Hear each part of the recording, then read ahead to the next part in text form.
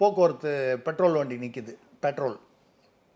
அதில் வண்டியில் வந்து இந்த போக்குவரத்து காவலர்கள் நின்றுக்கிட்டு அவன் தண்ணி அடிச்சுட்டு வரான் பாருங்க. அவன் பைக்கில் தானே வருவான். ஒன்று காரில் வருவான், பைக்கில் வருவான், நடந்து வருவான். இது 3க்குள்ளே தான் ஏதோ ஒன்று.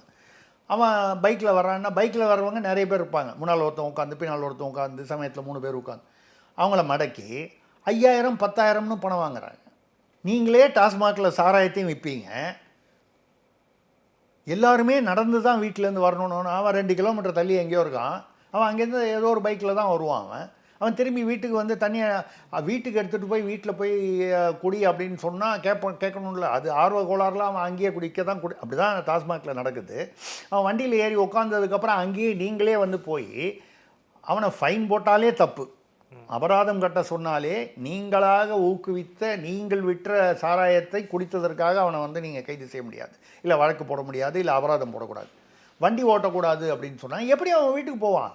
அப்போ நீங்களே ஒன்று பண்ணுங்கள், யாரெல்லாம் டாஸ்மாக் குடிச்சிட்டு இருக்கானோ அவனு வீட்டில் கொண்டு போய் ட்ராப் பண்ணுறதுக்கு ஏதாவது ஒரு வேனோ டாக்ஸியோ ஏற்பாடு பண்ண முடியுமா? ஒரு டாஸ்மாக்லேயும் அபத்தமாக இல்லையா?